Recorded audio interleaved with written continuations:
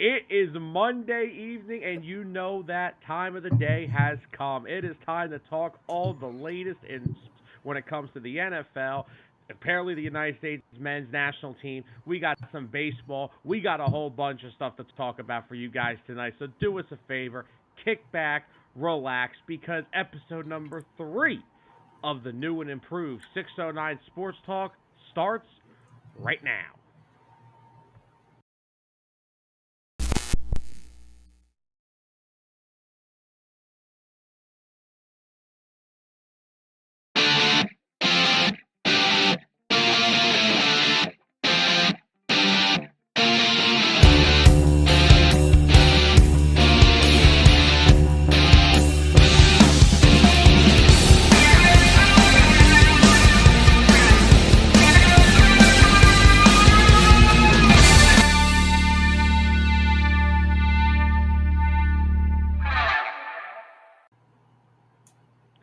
Welcome in, everybody, back to another edition of 609 Sports Talk live here on Facebook and on YouTube. We are coming to you guys live from Hamilton, New Jersey. This is, of course, the show where we unite fans and, as always, ignite debate.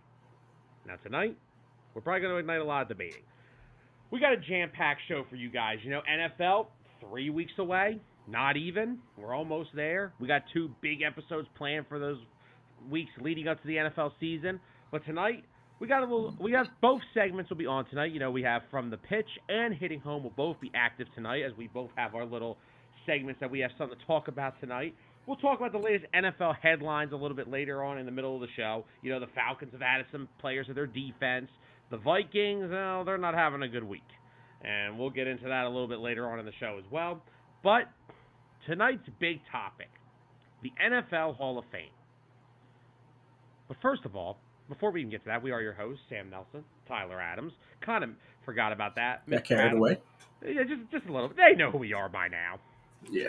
You don't need to know my name. You know who I am by now, trust me. They probably... It's only right there on the screen. Yeah, they're probably... Well, yours is... My name is Baby Don't Hurts Me. Or we're just known as the guys that people say, can these two shut the frick up? I think they feel that way about you only.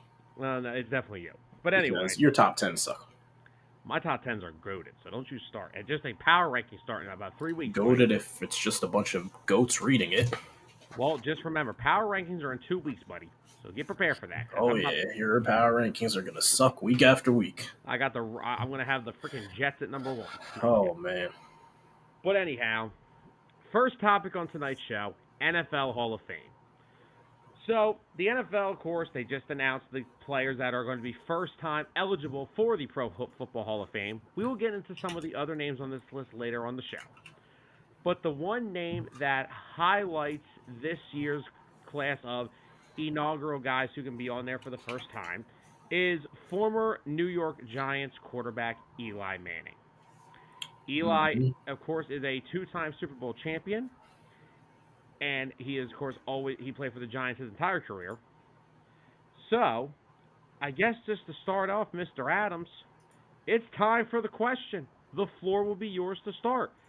Is Eli Manning a Hall of Famer? Oh, man. This is tough. Man, this is a tough one. There are a lot of different ways that you could take this. I mean, he's a 2-time Super Bowl champion. Not a lot of guys can say that. He put together 2 of some of the best runs in the playoffs. He was the franchise quarterback for those Giants teams and kept them relevant for the whole entirety of his career there. Because, let's be honest, after he retired, the team was irrelevant. They couldn't get a winning season to save their lives. That's an understatement. So, everyone likes to, say, oh, Eli Manning, yeah, the lesser Manning brother. We get it. His brother Peyton was just that dude. All right. But Eli carved out a great career for himself. Now the question is, he's going to be first-year eligible. Do I see him being a first ballot Hall of Famer? And to that, my initial reaction is no. I don't see him being a first ballot Hall of Famer. Now, I could be wrong. I'm not the Hall of Fame committee. I don't put the votes in.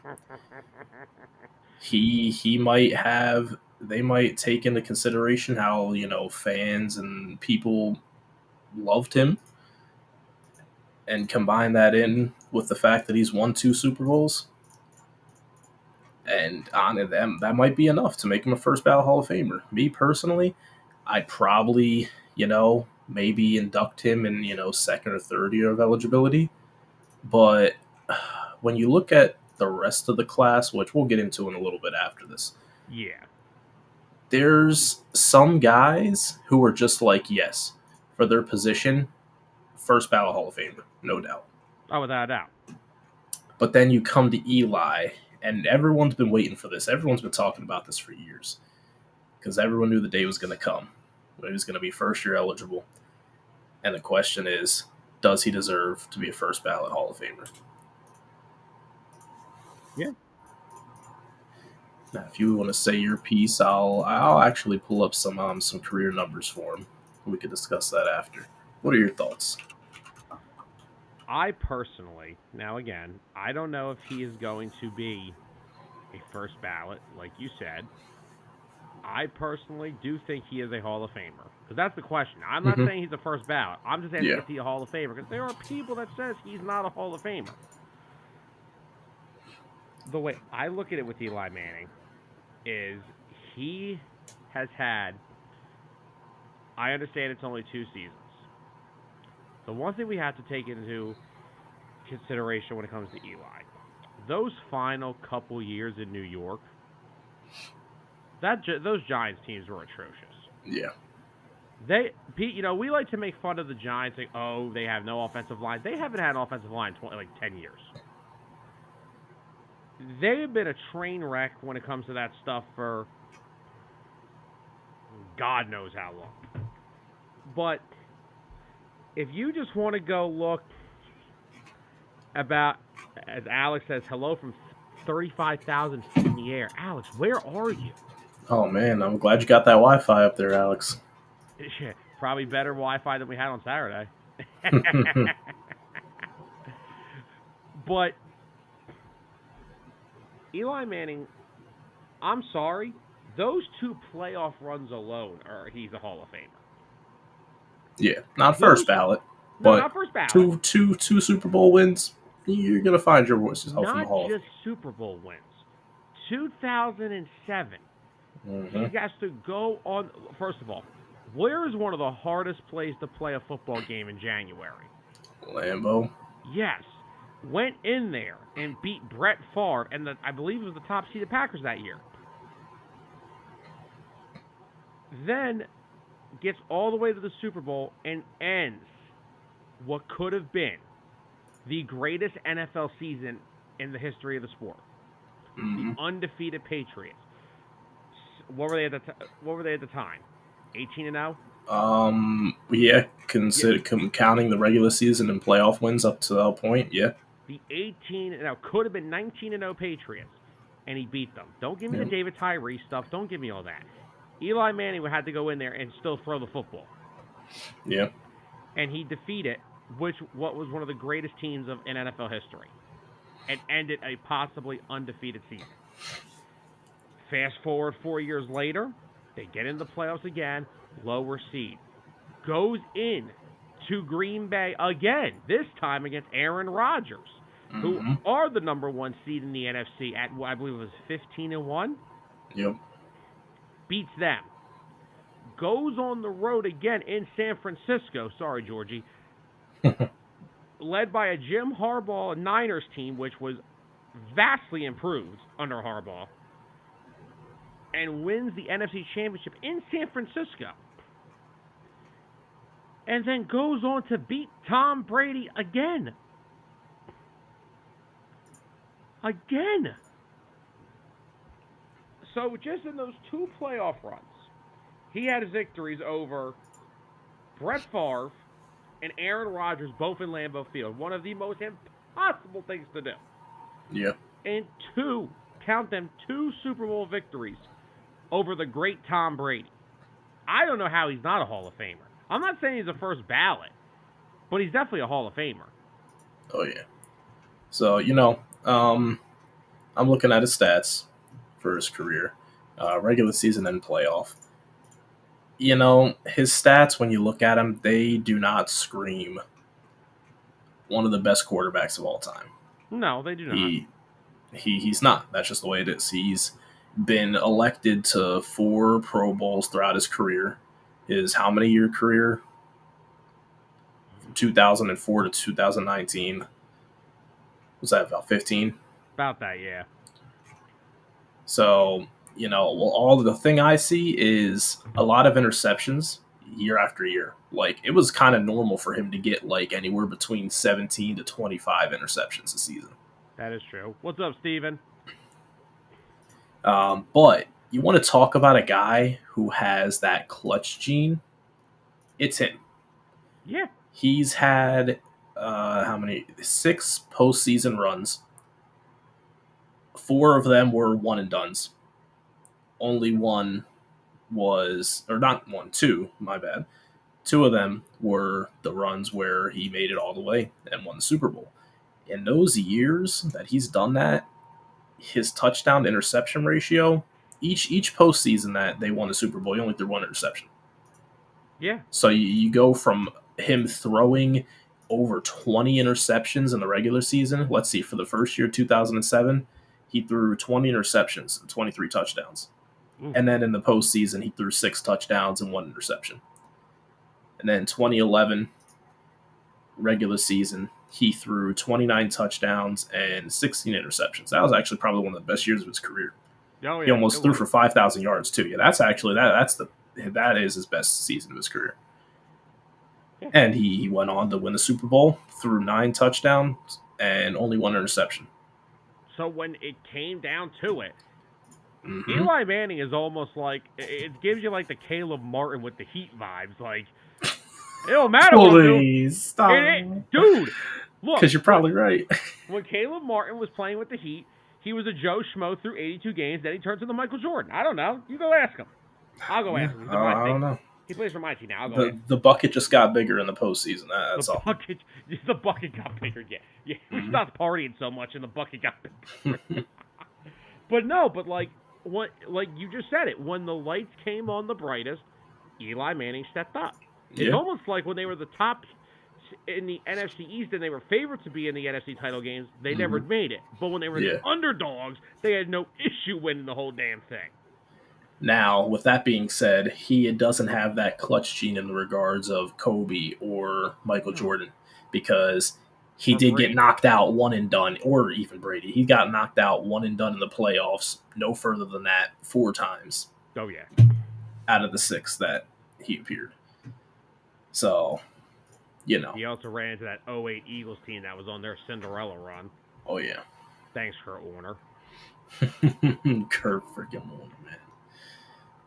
We could do that, too. We could bring up some names that are comparable to Eli and see if they match up as Hall of Famers. So, was Kurt Warner, was he first ballot? I do not know. I don't know either.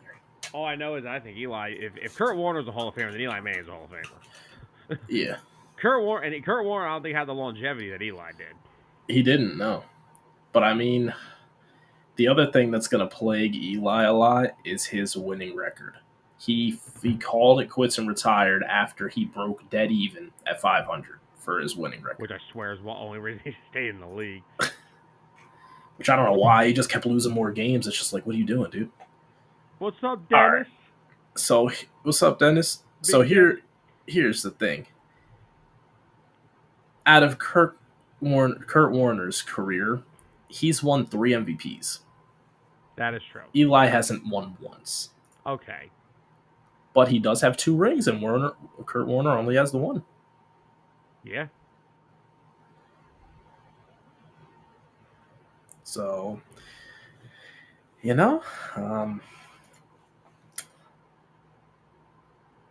Kurt Warner was a way better player than Eli.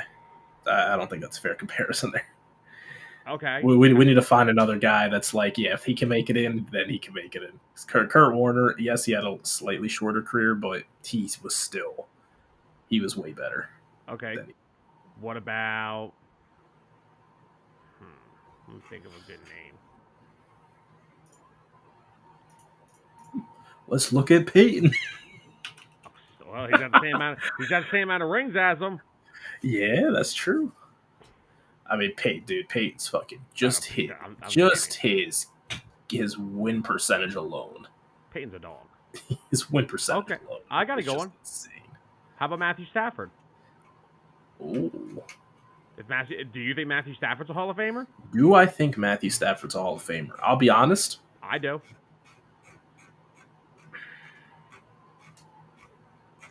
Don't you do this. Don't ignite debate within 20 Oh, minutes. whoa, that's what we do here. We ignite debate. Don't you dare tell me you don't think that Matthew Stafford's a Hall of Famer. Don't you dare sit there. I need to try and talk myself into it. I'll say Talk that for yourself now. into I it. need to talk myself into it right now. That's what I'm gonna do. The guy was the modern day Mahomes before Mahomes. With that arm, Mahomes found a way to win a lot more games. Mahomes didn't get drafted by the Detroit Lions after going 0-16, did he? No, he got Big Red. Matthew Stafford. Oh yeah, he got lucky. He got lucky. He got Big Red. Yeah, I mean, before Big Red, the Chiefs weren't the hot ticket. No, but you know who Matthew Stafford got? Jim Schwartz. No offense to Jim, great defensive coordinator, terrible head coach. Matthew Stafford, when he hangs it up, calls it a career, is he going to be a Hall of Famer? You know what?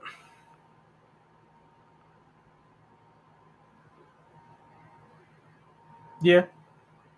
You know what would solidify it even more? Think about this. He hasn't made the postseason that many times in his career. I mean, he's at Detroit. 5. What do you want him to do? Well, now he's been in LA for how many years? Since 2021? And he's won a Super Bowl. Yeah.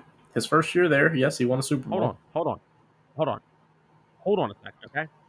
You do realize something about I'm not talking about these Detroit Lions now that they're biting kneecaps off of dudes with Jared Goff. I'm not talking about that. We're talking about the Detroit Lions franchise. Zolt, I apologize in advance for that. We're talking about the Lions team that before they got smart, forced two of the all-time greatest players in the history of the sport to retire before 32 years old. Can't argue with that. They screwed Stafford for the first 6 years of his career. He had nothing. It was him and Megatron. No defense, no offensive line, no run game. They were terrible. Matthew Stafford. Okay, let me ask you this. Do you think Drew Brees is a Hall of Famer? Yeah. So it's the same thing.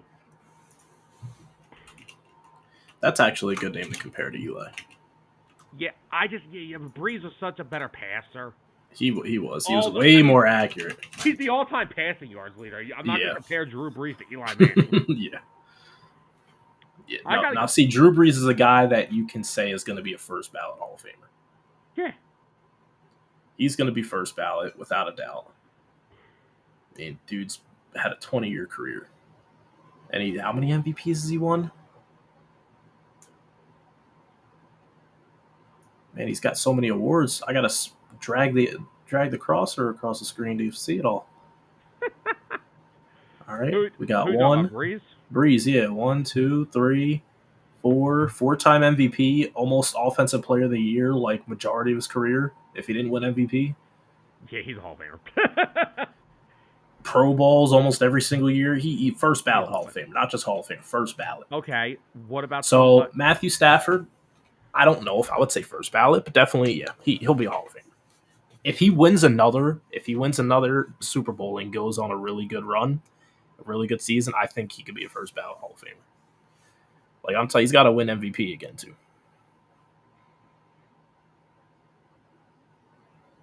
What the hell are we talking about right now? Matthew Stafford? Well, you think Matthew Stafford at this current point is a first ballot Hall of Famer? Yes. Okay. All right, let's get back to Eli. What is a good name to compare to Eli? in this whole situation. Okay. Now I know he has more rings than him. What about someone like Matt Ryan? Okay, Matt Ryan, Natty Ice. I'll tell you one reason why he's not a first ballot Hall of Famer. I have 28 reasons, and 3 of them aren't too good.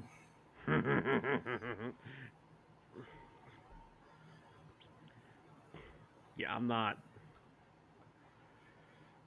Matt Ryan. He has an MVP. He does. Yeah, he does. Matt Ryan hasn't really, like, been that dude in so many years, though, throughout his career. Like, he kind of just became, like, average. Got older. Yeah.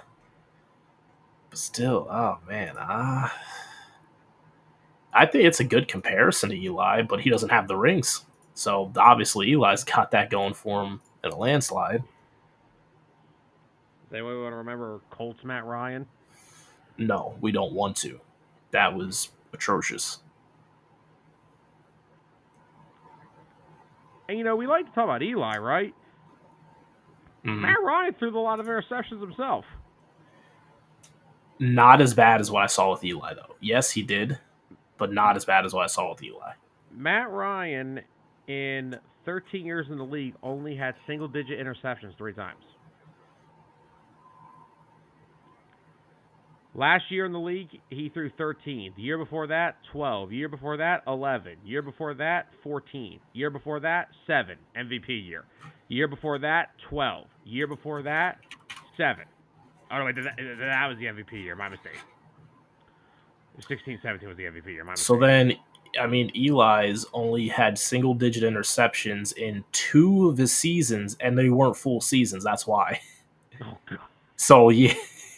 It was his first season. He threw 9 interceptions. He played 9 games and started 7. And his final season, where he played 4 games and started 4 games, and he threw 5 interceptions. So every single starting year, full season of Eli's career, he threw double-digit interceptions.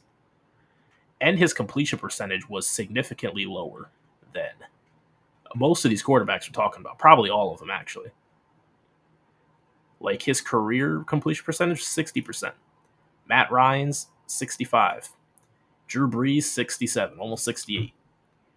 Even Matthew Stafford, right now, 63.2. So his is pretty close to Eli's. Well, Matt Ryan throws the ball a lot. He does. And then Peyton's was 65. Well, Peyton was a gunslinger. We knew that. Yeah. Kurt Warner, 65 as well. Another gunslinger. Well, let's compare him to somebody that he has no shot against. The guy who he beat for this 2 Super Bowl wins. Okay. Tom Brady. 64% career completion percentage. Significantly less interceptions. No shit. It's Tom Brady. Dude, like, that's insane. I'm looking at one season, 28 touchdowns, 2 interceptions. Oh, dude, Tom did not turn the 36 touchdowns, 4 interceptions. Is that 2010? Yes, 2010.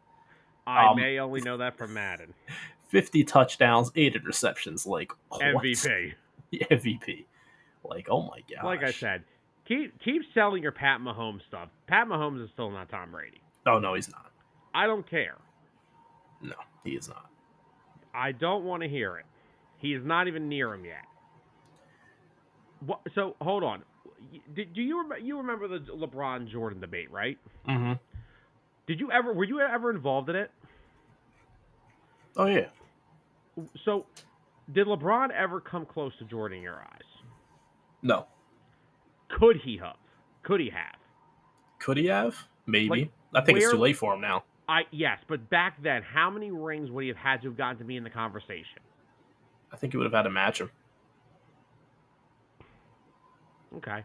He would have at least had to have matched him, because when you look at it, LeBron does, for his position as a small forward, he does do more as a team perspective than Jordan did. Jordan was a scorer. He got buckets. Yeah. LeBron's kind of like a floor general, but you can also rely on him to be a scorer as well. So, but I think he would have needed to match or get closer to the amount. And also the fact that Jordan did it with the same team and he ran it back. He got 2 3-peats. I mean, that's just like Yeah, but LeBron could just go from a team and just make them into a title contender and win wherever. that is true. But he also always brought people with him. Hold on, hold the damn phone. He did not bring anybody with him from that first stint in Cleveland. He didn't Well, want to yeah, bring. no, I'm not saying that. But guess what? He didn't win. He didn't win anything in Cleveland the first That year. wasn't his fault. I know it wasn't his fault, but that's my point. But He went out. He went to Miami. Come on, Dwayne Wade.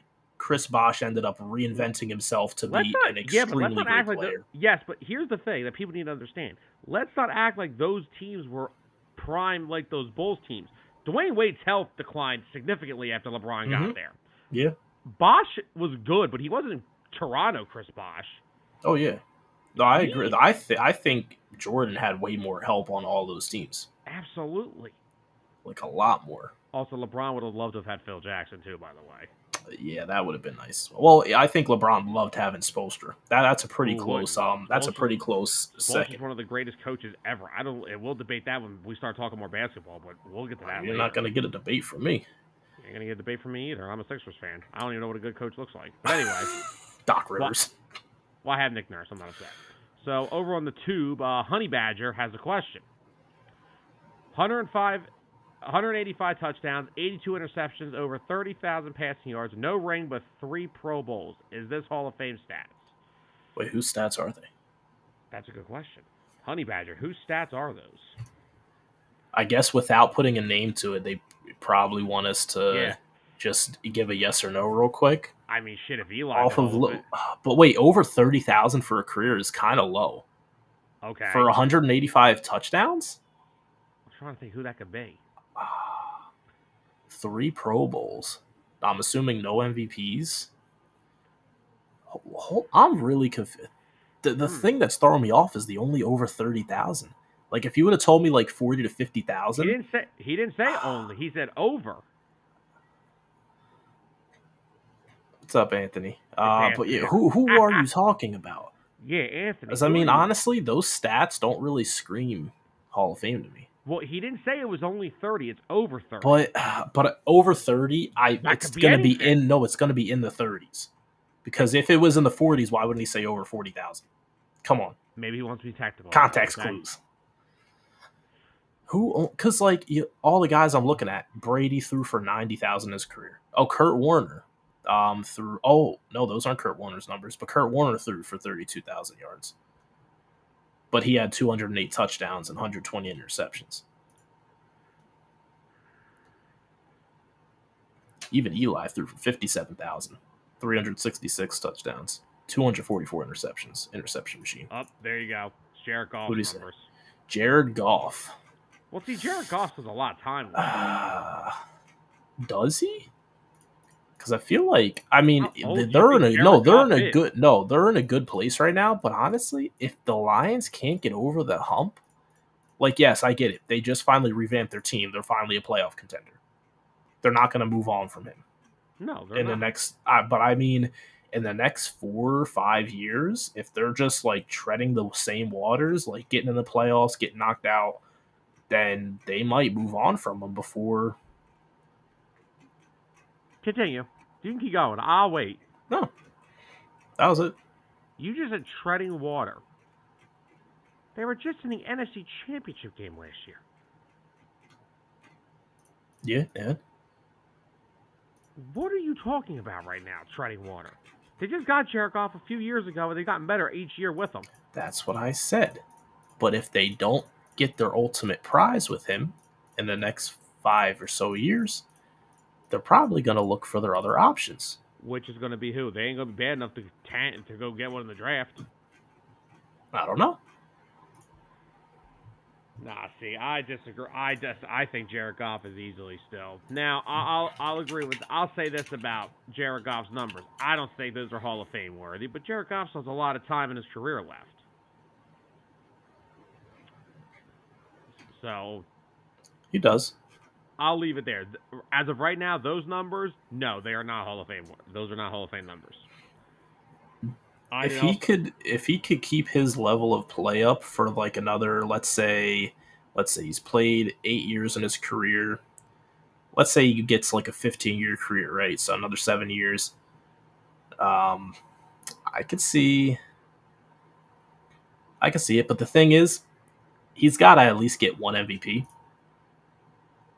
First of all, can somebody tell me something? When the hell did Jared Goff go to 3 Pro Bowls?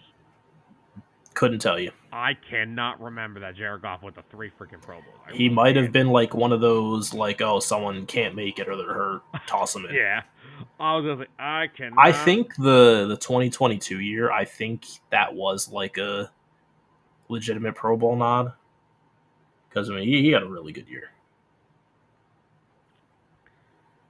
Even 2018 was pretty solid too. Yeah, it was.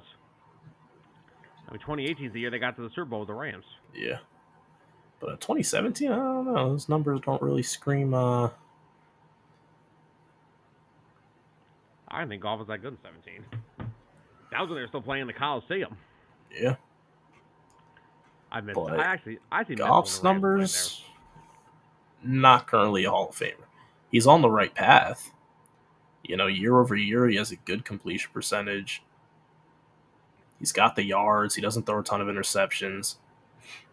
But I mean, he's got to fill the trophy closet a little bit more. Even if he can't get the elusive Super Bowl win, at least got to get like 1 or 2 MVPs under his belt. Because if you can't be the best player, the best quarterback in the league in at least 1 or 2 given seasons, you can't be expected to make it into Hall of Fame. No. But with that being said, now Eli's got the two Super Bowl wins that help him out a lot. How many times a week he won MVP? He hasn't won MVP No, Eli's at not won the all MVP in his career. So Eli's really banking off of those 2 Super Bowl rings that he has to get himself into the Hall of Fame. Yes, but like they were so the way he did them both. Yeah. I mean, he literally He wasn't carried there. He was the guy during those runs. And he's also got like tops all time in playoff wins on the road. He's got more road wins in the playoffs than Brett Favre does. Well, let's see. I wonder why. Because of how many interceptions he threw throughout the regular season. So they weren't going to be a 1 seed. So they were going to go on the road if they wanted to do anything. But it's tough to do that. It is tough. Even Nick Foles couldn't do that. Got lucky we had home field advantage. Thank you, Carson Wentz. No, we're just lucky. No, the Saints are just lucky that Alshon dropped that damn football. Yeah. That still burns. I swear we would have went back-to-back that year. I thought that was the momentum builder right there. If we were able to come back and win that game against the Saints, we would have went on the road in the NFC title game against the Rams. McVay, yeah. I don't care what you say about Sean McVay, great coach. Hated coaching against Doug Peterson. Hated it. Doug had his number every year. Oh, yeah. And if Brady had to go sideline to sideline with Nick again, he probably would have threw up. He'd have been like, oh, it's this backup again. My worst nightmare. All right, Anthony has over 39,000 passing yards, 270 touchdowns. I thought it was 27-11. I'm not going to lie. 270 touchdowns, 110 interceptions, 4 Pro Bowls. Are those Hall of Fame numbers? That's a little bit better. Whose is that? Now, whose is that is the question. Whose is it? That's a good question. I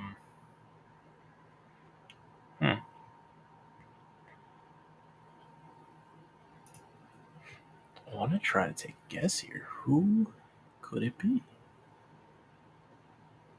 That's not Matt Ryan, is it? Wait, so he said 270 touchdowns, 110 interceptions. That's not Matt Ryan. Never mind. Could it be? I don't know.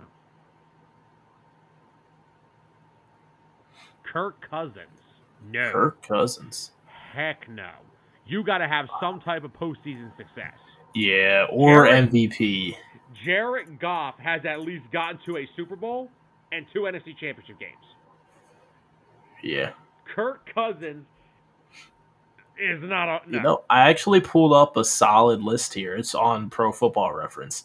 And I filtered it. It's under Hall of Fame quarterback, and it's like a monitor. It monitors, who might be, in that conversation. So it does have some guys that are still current.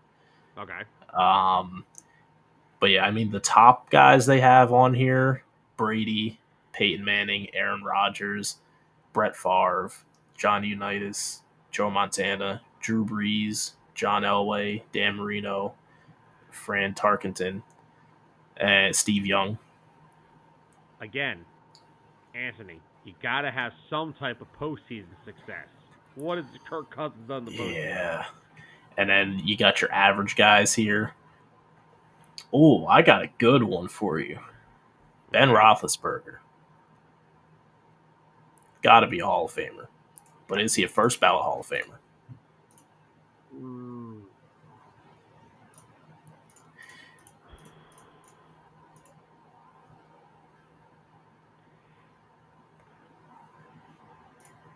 I could pull up some numbers for you if you want to hear them. I actually have an interesting number, too. You know what really sucks for Eli? What's that? It's his touchdowns to interception ratio. And the win rate. Yes, because here's the thing. People can't say, oh, interceptions. Well, Brett Favre threw 336 of those. Yeah. But he threw for 508 touchdowns. Mm-hmm. And over 71,000 yards. You know what? I think Hold on. Real quick. And just for the record, no, I am not saying Eli Manning is better than Brett Favre. So for anybody who thinks I said that, I did not. So let's not try to jump down my throat because I just said a number, okay? You said Eli Manning's better than Brett Favre. How could you, Sam? Well, I mean, Eli could beat him in Lambeau. Yeah, Nick Foles could beat Tom Brady in a Super Bowl. Exactly. So could Eli Manning. True. I think Ben Roethlisberger's first ballot Hall of Famer. He's at the same. Does he have more rings than Eli, or does he have? He's got 2 rings. 2 rings. He's been to the playoffs way more times. I swore he had 3. Nope. You're probably thinking of who did they lose to? It was 2016. Who'd they play? 2016. Who'd they play? 2016. And they lost. That wasn't the Cardinals, right? They beat the Cardinals, didn't they? That was 08. That was 08. They beat them. Who was 2016? No, it was 2010. What was 2010? That was the Rodgers and the Packers team that Cinderellaed their way through the playoffs. The Steelers haven't been to a Super Bowl in 14 years. Oh, okay. Oh wait, it says 2. They were 2-1. 06. Okay. They won it. 06. He was there in 06. So they won in 05 and they won in 08. 05, 08. Okay. And then they lost in 2010. Wait, but that was a Super Bowl though? Yes. It says. Oh, okay. They must have had a first round bye. That's why they only played a total of 3 games. Yes. Okay. But then they played a total of 3 games in maybe they didn't have a first round bye 2016. Okay. Now it's tracking. Where are you getting? What is 2016? They weren't in the Super Bowl in 2016. No, I'm just because I'm looking at the win-loss ratio. Okay, I'm not. I'm just talking about the Super Bowl. They're 2-1 with Ben Roethlisberger. Yes. And screw that Packers team too. Freaking Tramon Williams. Just imagine this. You got Deshaun Jackson, Jeremy Maclin, Jason Avant, Brent Selleck, all in their prime, and Michael Vick throws a jump ball to Riley Cooper. Imagine that. You trusted Riley Cooper one-on-one with Tramon Williams. Imagine that. It's Riley Cooper. I don't care what I don't care if it was Mrs. Cooper. Riley Cooper. One of the greats. Here we go. Another one from Sir Anthony. Over 37,000 yards, 117 interceptions, 234 touchdowns, 6 Pro Bowls. You should know this.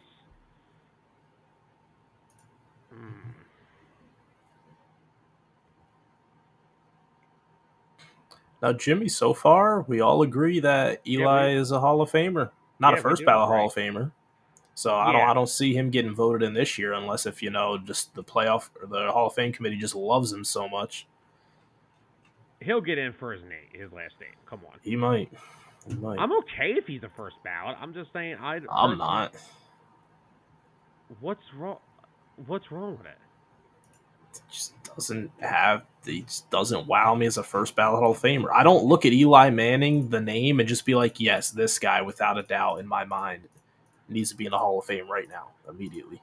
I've seen this guy beat three future Hall of Famers on the road and win Super Bowls. He did win Super Bowls, never won MVP. That's fine. Well, how the guy who won the MVP in 2011 fare against him? Oh, that's like lost on its home field in Lambeau. Okay. He also has more MVPs than him. That's cool. He's also beaten the greatest quarterback of all time twice. Yeah, he has. That said quarterback also still has more MVPs and Super Bowl rings than him. Okay, Matt Ryan's got an MVP. Is he a Hall of Famer? No, because he couldn't win the Super Bowl. Okay, then.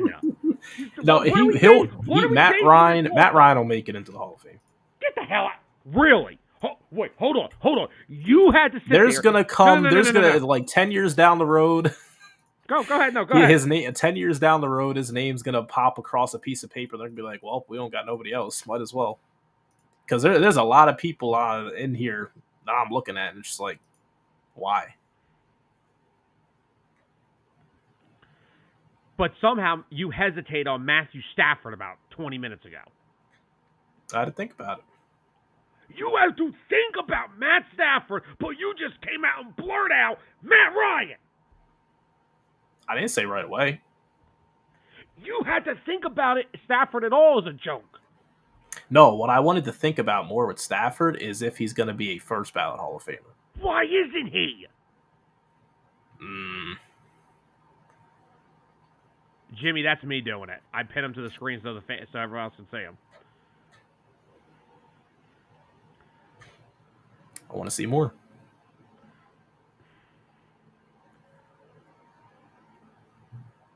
Well, Anthony, the second part of that comment is pretty damn important. By the way, Anthony, whose numbers were the last stats you put out? Whose were they? Because Tyler sent me on a tirade. Unless Tyler, were you trying to figure it out? No, there's too many. Here, go back to it. Go back to what? Oh my god. The list that I have? I'm looking at the list. There's a big list. No, Anthony's last thing he said. This is it. Over 37,000 yards, 117 interceptions, 234 touchdowns, and 6 Pro Bowls. So who is... He said we should know it.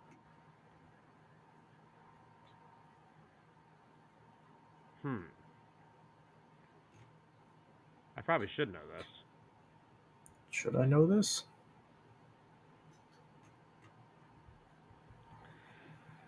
I'm trying to think.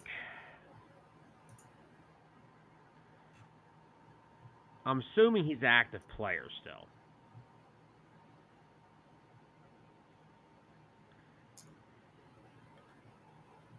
Jimmy, we're currently just a two-man show. Just answer that question. I'm assuming this player is still active, right? Mm-hmm.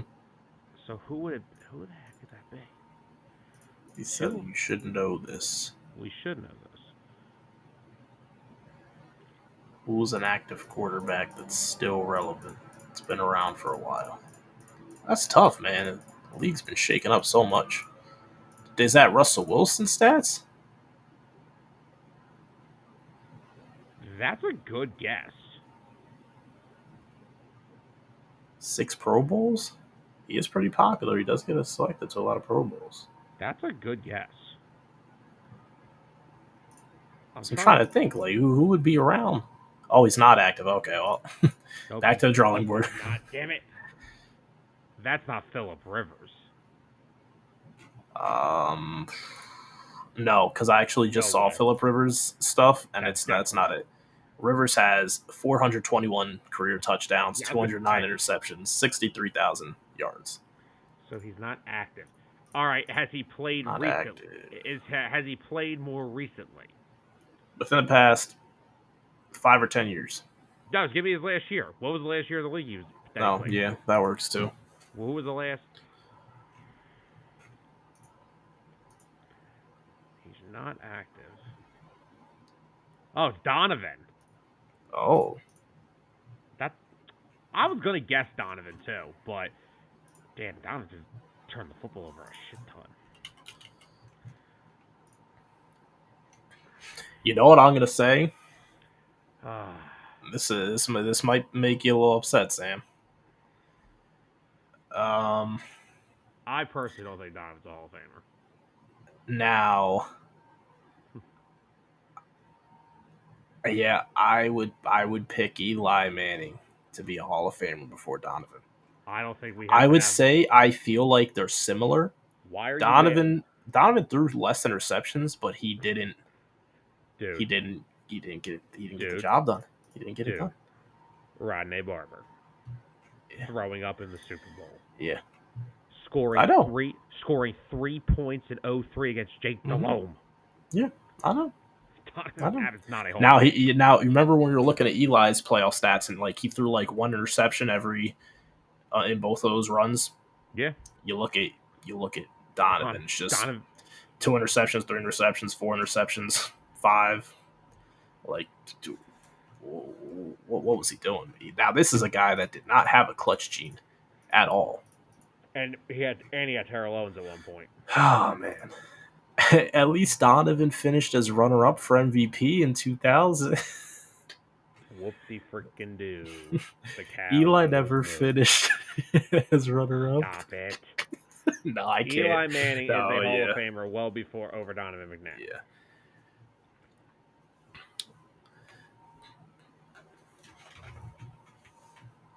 Now And wait, who was it that I just pissed you off saying that I see them being a Hall of Famer in like 10 years or something after being Matt eligible? Ryan. Matt Ryan. I see Matt Ryan No, getting inducted before Donovan. you didn't piss me off by that. You pissed me off because you Well, no, fluently said him. because when you said Matt Stafford, I was thinking in the terms of first ballot Hall of Famer.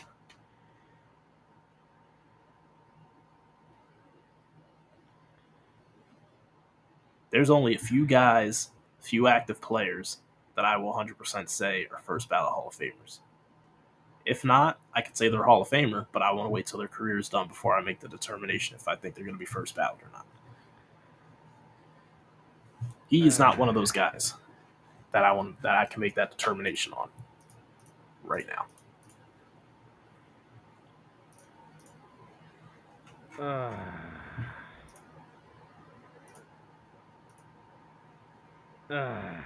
You're right there, Sam. No, you make me sick. Are the words not wording? Matthew Stafford also, just think of this. He led the NFL in passes attempted in 2012 with 730. Who makes a quarterback throw that many damn footballs?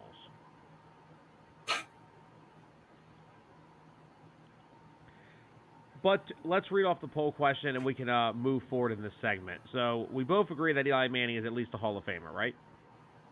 Yeah. So the poll question for this week, out of all the votes that were casted, real quickly, Anthony has another stats comment. Let me see what it says. 571 touchdowns, 243 interceptions, over 80,000 yards, 13 Pro Bowls. This is a first ballot Hall of Famer.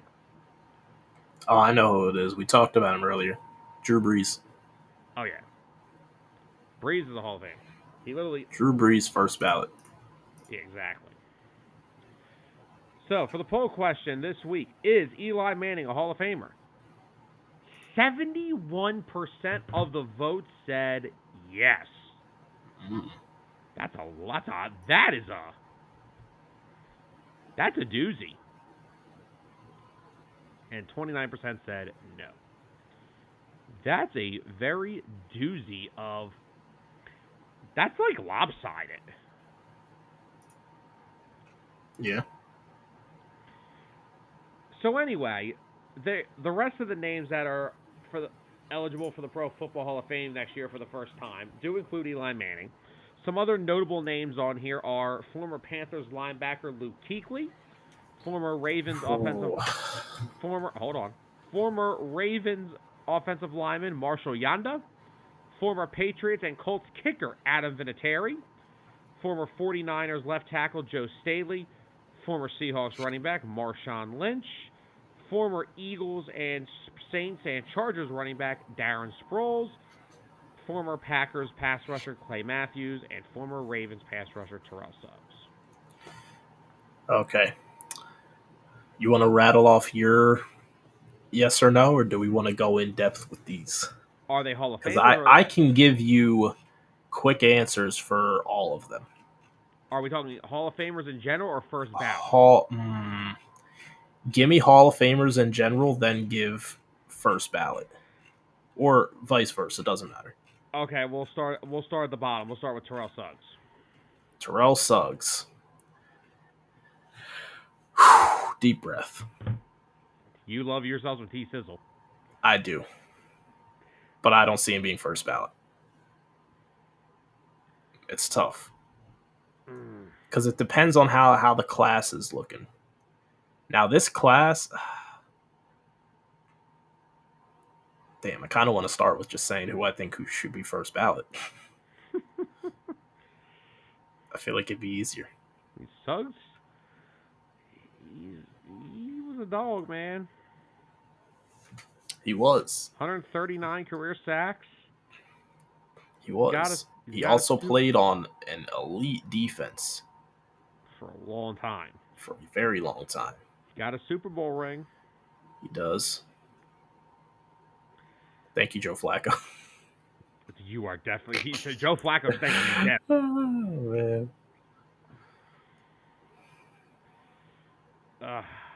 I don't know. He could be. I think he will be. I don't think he is a first ballot Hall of Famer though. I don't think he's first ballot either. Definitely Hall of Famer, first ballot. I don't see it.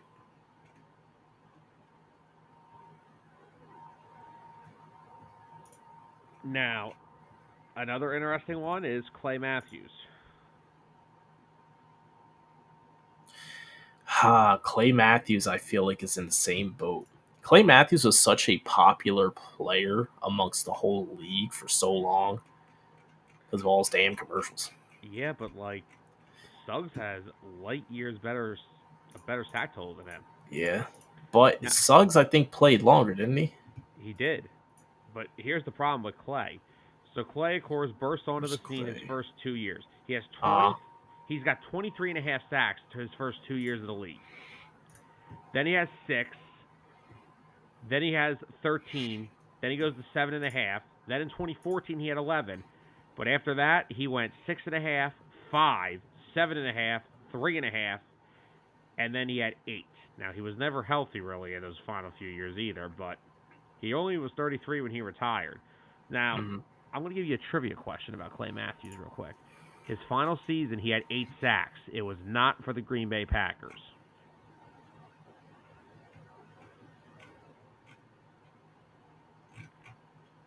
What team did he play for his final year? oh my gosh! Wait. Um. Oh, who was it that he? Where'd he go? Where did he go? He was. This is great. Oh. Dang. Where did he play his last year?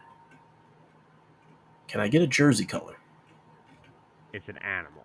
The team. An animal? Oh, thanks. That narrows it down. That's almost every freaking team in the league. The Buccaneers aren't animals. True. Chargers aren't. The Rams. Yup, it was the LA Rams he spent his final season with. I personally don't know if Clay is actually a Hall of Famer. I don't think he has the numbers. I don't think he has longevity. Yeah. All right. Next up is Darren Sproles. Darren Sproles, man. Love me some Darren Sproles. I do too, but the NFL Hall of Fame is so not first ballot. It may take him a while, honestly. It will. Because was Devin Hester first ballot or no? I don't know if he was. Because honestly, if he gets inducted, hold on, if Sproles gets inducted, it's gonna be because of the versatility, right? Well, here's the thing: Devin Hester may have been a good returner, but Darren Sproles is a better everything else. Yes, that's true. I saw Devin Hester try to be a starting wide receiver. There's a reason he was such a good returner. Trust me on that.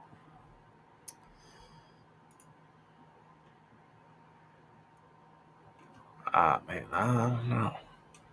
he could be a Hall of Famer. I just don't know how long. It may take him a while to get in. I think it will. He won't be first ballot, but throughout his career, I feel like he did, especially because he did a lot with those Saints teams. He did. All right. How about Marshawn Lynch? Oh, beast mode. Dude, Hall of Famer, yes. Could he be first ballot? He could be. I just don't know 100% because he never really He was never really got to like. that point where he was like the guy almost. He ran for 10,000 career yards. Yeah, He was good when he was out there. he was. I mean, of course, he's gonna be remembered for the Beastquake. Like that's without a doubt. Marshawn from 2011 to 2014, he was just ridiculous. You know what also plagues this for him a little bit? He could have been a first ballot if he was handed the football to run in that winning touchdown Oh my against the god. Patriots. I know. He could have that could have been his Hall of Fame first ballot solidifying moment. I think he's going to be a Hall of Famer just because dude literally caused an earthquake when the fans erupted. Yeah. Like he's one of the most powerful runners that we've seen. He's also one of the more popular players ever, too. Yeah, exactly. He'll be a Hall of Famer. First ballot, I don't think so. Then again, I don't even know what the criteria really is. It's the MLB Hall of Fame. All these guys be Hall of Famers. We'll get into that later. All right, what about Joe Staley, former 49ers left tackle? Joe Staley.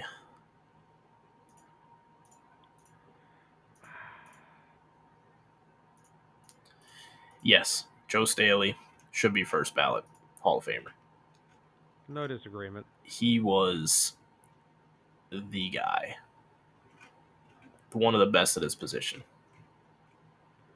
No argument. All right, Marshall Yanda. Marshall Yanda, first ballot as well. Easily one of the best. Marshall Yanda is one of the best guards of all time. He was to those Ravens teams what like Kelsey was for the Eagles. Yes.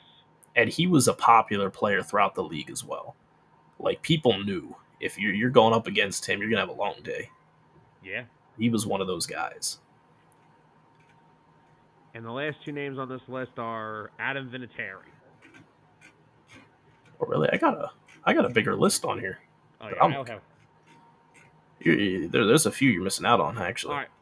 Well, you can read those off, but let me just read my last two that Yeah. I have.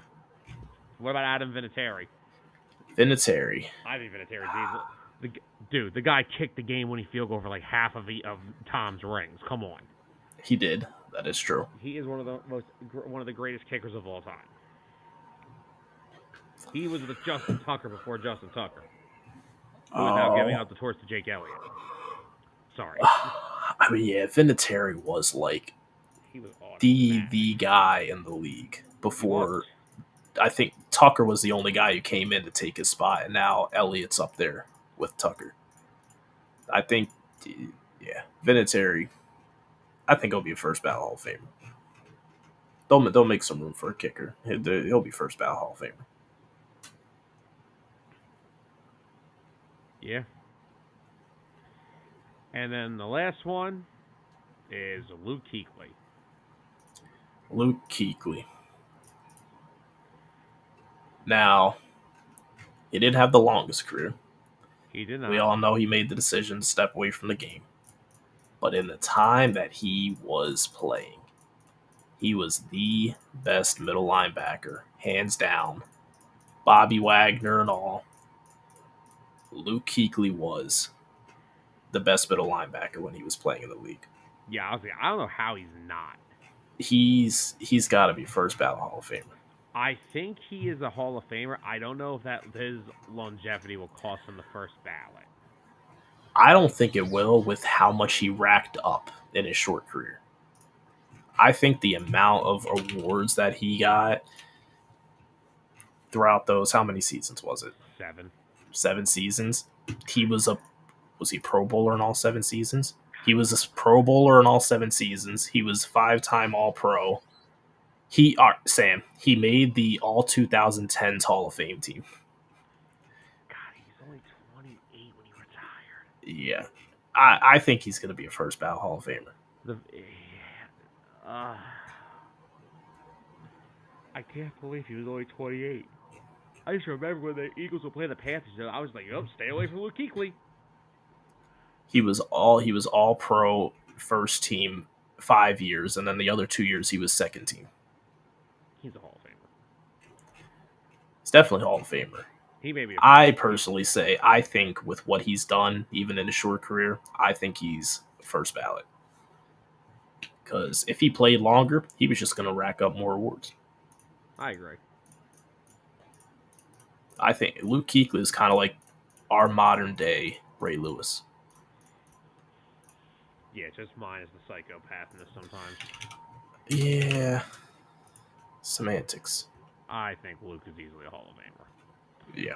I'm not going to say first ballot. Like I said, I think the longevity may cost him a little bit. It's possible. But I still think he is. Oof. Oof. Oof. Fred Warner, the next Patrick Willis. Ooh, man. He's probably been in the league the same amount of years as Patrick Willis. He's another one that retired early. He was, man. Patrick Willis is another one who had the chance. I think Warner may be a little better.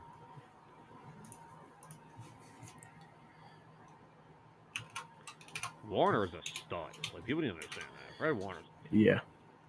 Warner's now been in the league for 1, 2, 3. Warner's already been in the league for 6 years. Let's see. I want to look at Patrick Lewis right now. I wonder what. I don't know if he was first ballot or not for Hall of Fame. Patrick Willis.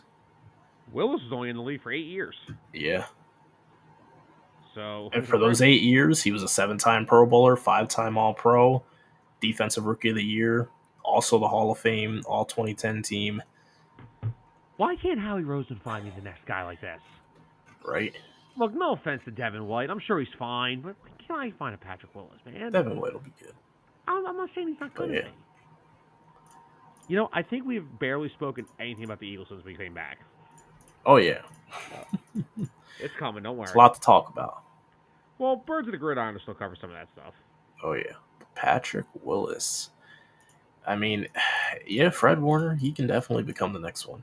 And another guy you gotta look at too is stud. Bobby Wags. Oh, B-Wags is a Hall of Famer without a doubt. Definitely a Hall of Famer. Now I hate the fact that he's a commander right now, but yeah, but he's got the longevity and the track record. He's a dog, dude. He finished 5th in MVP voting in 2014. Who did? Bobby Wagner. Yeah. What? It's called you're the team captain of the greatest defense in the modern day era. Gosh. That's why I'm calling him B-Wags. Oh, that year, J.J. Watt was the one who finished up second, runner-up. Probably should have won it. You could not have found a player more valuable to a team than those J.J. Watt Texans teams. Oh, yeah. He did everything. He got the interceptions, fumble recovery, sacks. He even caught a touchdown that year. Yup. Dude was everywhere. So you said you have a few other names on your list? Yes. Who are the other names that we have forgotten? So the other names are Aqib Talib. Aqib was really good. I don't know. If he makes it in the Hall of Fame, it's not going to be for like a long time. Yeah, I don't think Aqib. Because there's still some cornerbacks out there that should be in the Hall of Fame that still aren't in the Hall of Fame. Demaryius Thomas. Demaryius Thomas? I honestly don't see him being a Hall of Famer. Anquan Bolden's still waiting to get in the Hall of Fame, dude. Demaryius Thomas is not jumping in. Why isn't he? Let's pull up the stats and look. I think Demaryius Thomas is a Hall of Famer. Let's pull up and look. See, this is the problem. We're getting to the land of very good. That's what we're doing right now. We're getting to the Hall of Very Good, not Hall of The Fame, Hall, yeah. which is basically all Major League Baseball has left. All right. They're gonna vote Eric Bruntlett into the Hall of Fame just because he made a triple play, unassisted triple play, Oh 16 years gosh. ago. Mary's Thomas and let's see, can I find? Oh my gosh, they have with the Hall of Fame chances that they have on here. Oh, this should be good. Antonio Brown. Will he be sane enough to accept it? No idea.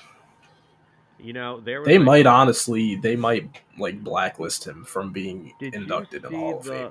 I don't know if it was a podcast or did you see the conversation with him and Le'Veon Bell No. asking each other, do they think they have CTE? Oh my gosh. And they both said no. Oh really? Okay. Okay, guys, All right. you both wanted out of Pittsburgh. To each their own. Anquan Bolden. All right, so Anquan was a dog. he was. He was. Let's see. So they're both Super Bowl champs. Yes. Demaryius Thomas was a 5-time Pro Bowler, and Anquan Bolden was a 3-time Pro Bowler. Let's check out some more of their career. I mean, Anquan Bolden had the longer career. Actually, did he? Yeah, he did. So at 14 years. Demaryius Thomas had about 11. In the 11 years, Demaryius Thomas had 63 touchdown catches, 9,700 yards, 724 receptions. Anquan Bolden's career, he had over 1,000 receptions, 13,700 yards, and 82 touchdowns. I mean, let's see. They both, actually, Anquan Bolden won Rookie of the Year. Demaryius Thomas didn't.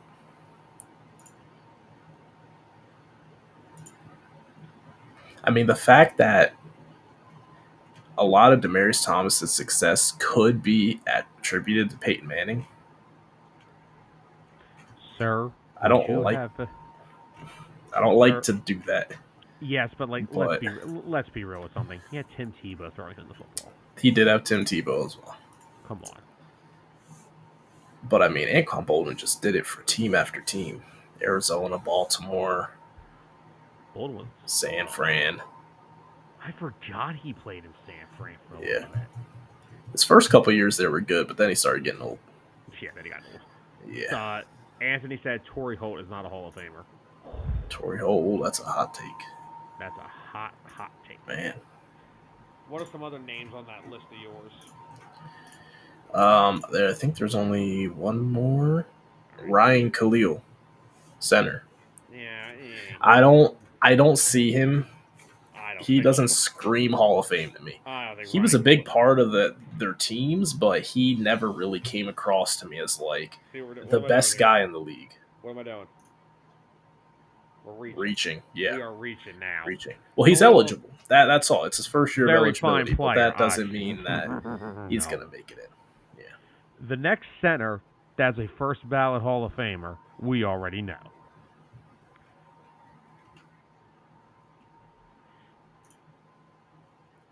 Reggie Wayne. Ooh, I was going to mention that. He's still on there. Wait, he is? He's his 5th year of eligibility this year. What the hell are we doing? I could tell you some more names. There's more finalists who didn't make the cut. Eric Allen, cornerback. It's his 18th year of eligibility. I don't think Homie's getting in ever. I don't think Homie's making it, man. Wait, he didn't make the final ballot? Nope. He didn't make the cut. Eric Allen didn't make the cut. It's his 18th year of eligibility. And then we have a guy who I think is going to make it in soon. Jared Allen. It's his 4th year of eligibility. Oh, Sam's gone. That's fine. Willie Anderson. That's 11th year of eligibility. I don't really see. Jari Evans, 2nd year of eligibility. I don't really see it. Rodney Harrison. I'm sorry. I'm depressed because Eric Allen is still not a Hall of Famer. Yeah. Ronnie Harrison's 11th year of eligibility. Why are these guys on here Nothing. so low? Torrey Holt, 10th year of eligibility. Anthony does not think he's a Hall of Famer. Yeah, I don't really know. I don't really see it. Eric Allen. Listen to this real quick, okay? Mm-hmm. Eric Allen has 54 career interceptions. Eric Allen in 1993 for the Eagles had 6 interceptions for a grand total of 201 yards. And out of 6 of those interceptions, 4 of them went back to the house. Then in 2000 for Oakland, he had 6 more interceptions with 3 more pick sixes. 54 career interceptions. What the hell are we doing? I don't know what we're doing. Couldn't tell you. What are we doing? So. No, Anthony, he's not in the Hall of Fame yet. Tyler just read him off. He's still out there. He should be a Hall of Famer too. Rodney Harrison. Yep, he should be. What are we doing with this stuff, So, man? got Fred Taylor, 9th year of eligibility. Nah. He's had 7,000 yard seasons, which for the era that he played in was kind of a big deal. That was. I cannot be very And good. then Reggie Wayne, 5th year of eligibility. What is going on to our friends over at the 302 Birds podcast? What's going on? Guys, always please go. For anybody who's Eagle fans, please look. We love talking about our Eagles. We cover sports more on the national basis. Go check out Dalton Holland and his crew over at 302 Birds. You find them on YouTube, find them on Facebook. I've had the pleasure of doing a bunch of Phillies post-game shows with them. No one will give you more of a Philly sports feel than the 302 Birds. Great group of people over there. Yep. Sam, I got another one that might make you a little upset. Go. Darren Woodson. Darren Woodson. He's been safety. Played with the Cowboys for a while. Really? He's the Cowboys' all-time leader in tackles. He's won 3 Super Bowls. What are we doing? 16th year of eligibility. He was a finalist last year, didn't make the cut. Now, I could get into real quick the semifinalists that didn't make the cut. There's not a whole lot of names on here that really wow me. Just a couple. Anquan Bolden. Tiki Barber, meh. James Harrison. I don't really know if, James Harrison was at a peak for long enough. He kind of took a while to peak. I feel like James Harrison played too long. Yeah. But and he didn't peak right away. Good point. It took him a little later in his career to really become that guy, that starter. Hey, our friends over at 302 Birds have a Birds question for us. Ooh. How are we feeling about the Nakobe Dean and Jeremiah Trotter Jr. battle? Now, I don't think it's a battle. I think Nakobe Dean's ready to take his spot. Back? His spot back, yeah. He looked really good in the preseason. Trotter, he looked like the guy that we drafted as a project. Good first week, second week. Yeah. And no one was expecting him to come out and be ready to be a day one starter. We drafted him. We drafted him because of his daddy and because he does have potential. He has a lot of potential. But he's a raw prospect. He's got a lot of work to be done with him, which is fine. But Nakobe Dean, a guy that we wanted to be a starter last year, I'm glad he's healthy and he's looking good, and I'm excited to see him out there. Thank you. But yeah, I'm excited for this season, man. The way Dean's playing, all I'm going to say is Zach Bond and Devin White better not struggle early.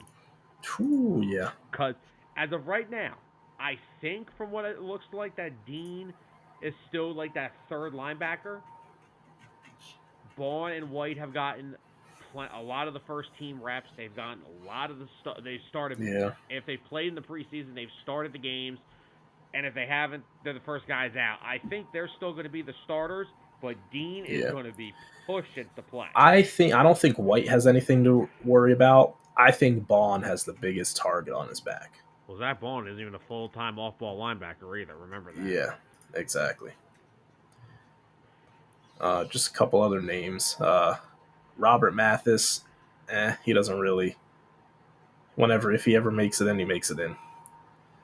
A guy that I would love to see in the Hall of Fame, Vince Wilfork. He's been a semifinalist 3 times. Vince should be a Hall of Famer. That's one of the best nose tackles in the world. That's a large man. You think about, he is the definition of nose tackle. You think of nose tackle, you think of Vince Wilfork. He's just the definition of a large man. Yes. He's got 2 Super Bowls. Come on, man. What are we doing? Look, 302 birthday, and even White should watch out. Yeah, Devin White still has to watch out, too, Yeah. because Devin's got the chip. See, that's the thing. Zach Bond's kind of just like a rotational player to me. Dean and White, they both got chips on their shoulders entering this season. True. If we get healthy Devin White and healthy Nakobe Dean with chips on their shoulders, holy shit, you may look at like freaking Ray Lewis and Brian Urlacher out there together. They're not going to be that freaking good. I'm just saying, they're playing with chips on their shoulder, and if they're healthy, they're going to be out there to prove it. And again, I really think Vic Fangio is going to unlock something with Nakobe Dean. I really do. I don't think Sean Desai knew what to do with Nakobe Dean. I don't think Sean Desai knew how to do a lot with anything. Yeah. Oh, and also Antonio Gates. I need my man Antonio Gates in the Hall of Fame eventually. Absolutely. Please. The dude reinvented the tight end position. Abso-freaking-lutely. Now he's no Tony Gonzalez. But my man Antonio Gates needs some respect. How much? I mean, he was one of the best tight ends in football at that time. He was. Steve Smith is not a Hall of Famer yet either. Nope. His name was on that list too. He was a semifinalist. So not even a finalist. But hopefully Steve Smith can make it in eventually as well. Yeah. But yeah, I mean, you look at all these names of these guys who are just finalists or semifinalists. They can't even crack in there. And you look at the list of guys that we saw first year eligible. Yeah, I don't see that many making it in. I could see just Kuechly, Staley, Yonda. Those are my only 3 that I could really see as solid, surefire first round. I still think Vinatieri gets in. Oh, Vinatieri, yeah. Vinatieri too. And I still think there's a chance that Eli gets in. There's a chance he gets first ballot. There is, just because, honestly, the name. Because he's a Manning. Beat Brady twice. 2 amazing playoff runs. Clutch playoff runs. I mean, you can make the case for him for sure. But, man, it's an hour and 15 minutes about Hall of Fame. Yeah, we still have 2-3 other segments to do. Well, let's get into some modern-day NFL news. The Falcons and Vikings are not... One team's having a good week, the other one not so much. Yeah. So, where do we want to start with the Falcons? Oh, man. Falcons are loading up that defense, acquiring pass rusher Matthew Judon from the Patriots in exchange for a 2025 third-round pick. And then about 24 hours later, signing former Pro Bowl safety Justin Simmons to a 1-year deal. Tyler, could the Falcons may be the leader for the NFC South? Falcons are gearing up, man. They are. I mean, that division is always so close every single year. Because they all suck. They don't do. They all win about 7 or 8 games, yeah, and they're all right in the race for first one to 9-8 gets it, boys. Literally, everyone manages to lose 9 instead of win 9. Could I see the Saints being up there in their division? The Saints will hover like second or third, and like we just said, they're all going to be close in the win column. I think the Falcons do have a good shot. I mean, Kirk Cousins leading the way for them this year. I think they got a really good shot of winning that division. With Penix waiting in the wings. Yeah, he's going to be waiting there for like 5 years. And then, I mean, if you just look at the rest of their roster, look at their running backs. They still have Tyler Algier, who was there a couple years ago, who ran for 1,000 yards. Bijan Robinson's still there. You look at their wide receivers, Drake London. They have Kyle Pitts. Darnell Mooney. Apparently, I heard a rumor that Cousins and Pitts have been really getting along well. Cousins is like, you know what you can do. Go out there and do it. I'll find you. Good. Save his career, please. Yeah. Like, he's a talented player. They couldn't get anything going for him in the offense. Or a quarterback that can give him the ball. Don't get me started with that. But, I mean, yeah. Riddler, anybody? You look at that. Mooney should help out. Now, they lost Rondell Moore for the year with a knee injury already, which really sucks. Yeah. But Pitts, London, Mooney, Bijan, that's, and again, another team. Great offensive line. Oh, yeah. Now, their defense? Okay. We got some players over there. Eddie Goldman is still on the damn Falcons? I thought Eddie Goldman retired. Give me 1 second. Oh, he's out of there. But no, but as my co-host departs from over here. Be back. That was quick. I told you 1 second. If you look at their defense now, they've still got guys like they have Zach Harrison, Grady Jarrett, David Onyemata, who they signed away from the Saints a few years ago. You go down to they added Lorenzo Carter, they just got Matthew Judon. Yep. And now that secondary, they still have AJ Terrell, they had Jesse Bates. Oh man, I forgot they got Jesse Bates from the Bengals, man. They may have one of the best safety standards in the NFL now. Yeah, a lot of veteran experience, too. Bates and Simmons. They're going to be a player. Yeah, and I mean, in the NFC South, they ain't got no problems. They're chilling. You may be able to go 6-11 to win that division. In their case, I can see them win 8 or 9 games easily. Now, unfortunately, for another team, you look at the Vikings. They're done. It's going to be rough. They're cooked. J.J. McCarthy out for the year with a knee injury. Meniscus surgery, done for the year. I don't even know what to say. Anthony's comment.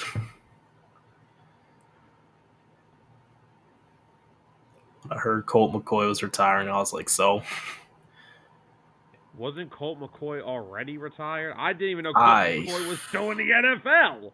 He probably got called in for some third string job somewhere.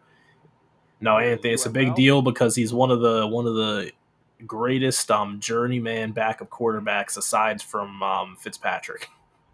He was the Case Keenum before Case Keenum. That's great.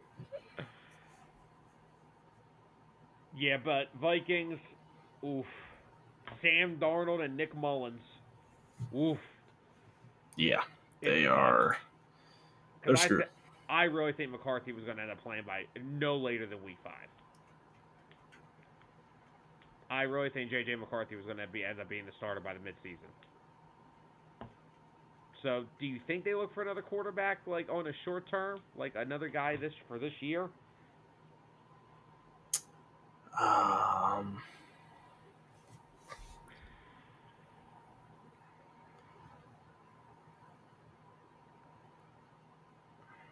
I don't know.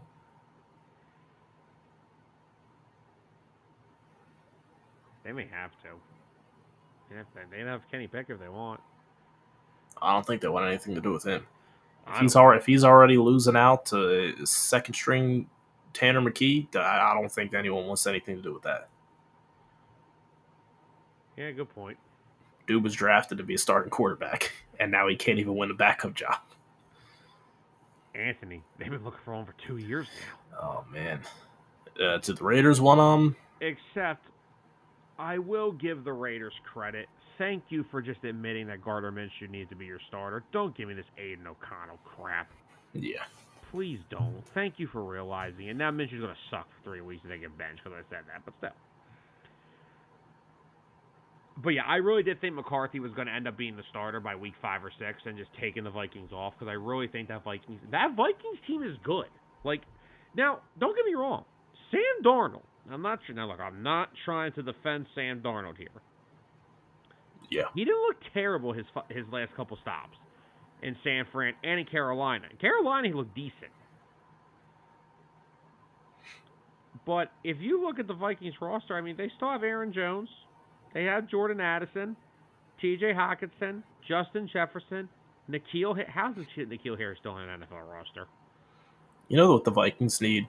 They just need a quarterback capable of getting the ball into Justin Jefferson's hands. And who's the other kid too? Addison. Jordan Addison, yes. Don't forget T.J. Hockenson. Hockenson is a good safety blanket to have for whoever is going to be under center this year. Hey, you know what? I know he just retired. How about Nick Foles? Is there an option there? Can we get Nick Foles in a Vikings purple? Oh my gosh. No, I don't even think he wants to do that. But it's not all bad news. It's not all bad news for the Vikings. They did add some secondary help. They added Stephon Gilmore. Oregon Ducks, Bo Nix looking great. He'll be start day one. Watch. Oh, Anthony. Bo Nix has to be the starter because who else is going to start? Zach freaking Wilson? I mean, it's either Bo Nix or Zach Wilson. Do you really think that this is the competition? Or it's some dude who I've never even heard of? Yeah, right. Tyler, what are our thoughts with the Gilmore move to the Vikes? It's solid. I mean, it is what it is. I mean, Gilmore had a decent year last year with Dallas. He's not the same guy anymore, but he can come in and help you out a little bit. That's the part that scares me, is because I knew from last year he wasn't no longer the number one corner that he once was. He's still a good number 2, but the fact is that they got 3 corners banged up right now. And I don't want them to put Gilmore out there and they're like, oh, look, we have the best cornerback in football. Yeah, maybe 5-6 years ago he was. But I don't know about that. Oh, and our last other little NFL headline, Anthony will enjoy this. Commanders officially named Jaden Daniels their Week 1 starter. Oh, yeah, I saw that. That's not sure why that was even up for debate. Yeah, that should not have been a debatable thing. Like, you literally brought him in to take over and be the guy. That's why you got rid of Sam Howell. This drives me nuts with teams. Not the Commanders, just teams. If you're drafting a quarterback in the top 10, he has to play day 1. Yep. The only reason the Falcons can't do it is because Kirk Cousins is making like $600 million. And I still don't understand that. But they have to play.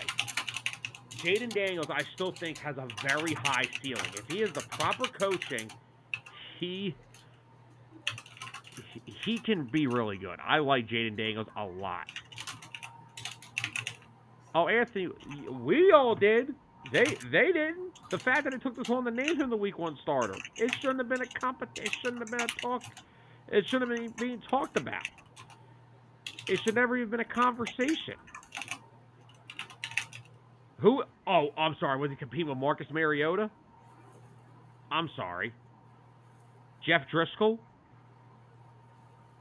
Who else on their roster for quarterback? Trace McSorley? Are you kidding me? How many teams has Trace McSorley been on since leaving Penn State? Oh my gosh. Good gravy. Is your boy Clifford still with the Packers? Is it backup? They drafted him. They better still be there. But, Tyler, are we ready for our segments? Oh, yeah. I can see it. You're itching to get to our segments. Ladies and gentlemen, It is time now for one of our two segments of the night. Real quickly, before we do that, let me just read down this comment coming from Anthony saying that the only team I don't know is New England. I don't know who starts. Drake May. Stop trying to be cute about it. You drafted him in the top 5, so you got to start him. Stop with that. I mean, Jacoby Brissett wouldn't be a terrible option if they started him. Jacoby Brissett's honestly a pretty solid quarterback to have as your backup. Can we agree there?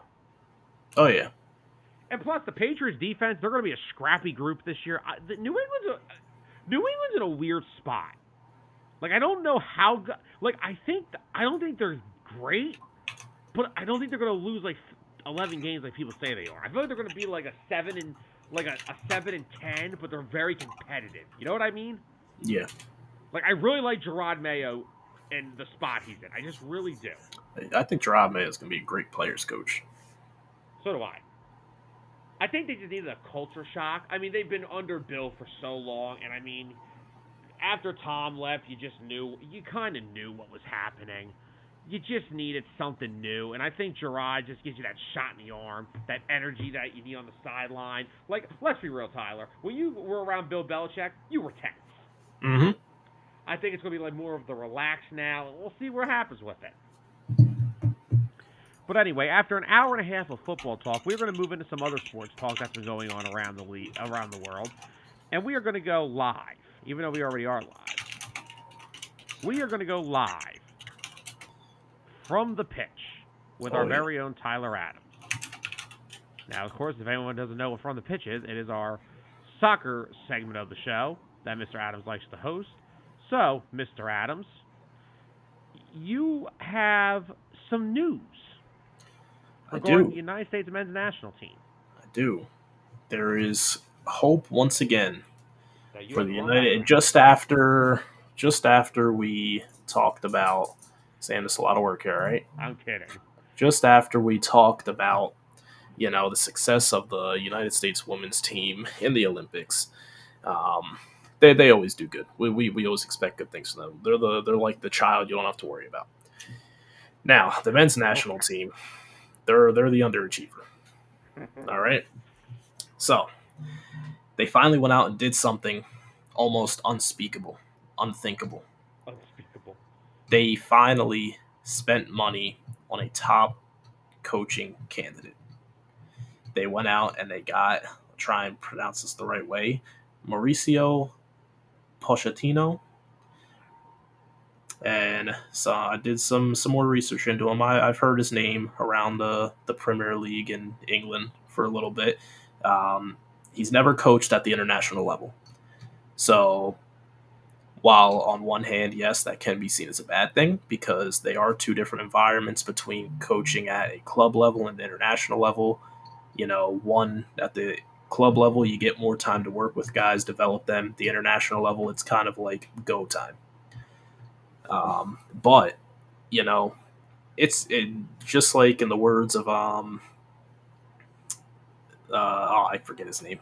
How it's hard to find a good pass rusher, John Gruden. It's hard to find a good international head coach because a lot of these guys, if they already have international coaching jobs, they're usually not moving out from them. And if they do, it's because they don't want to do it anymore because it's a lot of work. So most of the time, you just got to take chances and find guys. I'm so happy that they finally decided to not go with some MLS head coach and give him a chance because it's just been coach after coach after coach. This team has not had a solidified head coach with a good resume since they had Jurgen Klinsmann as their head coach. And that was the last time they actually made it, I think, out of the group stage in a World Cup was under him. And how many years ago was that? What year was that? I want to say 20. Let's see.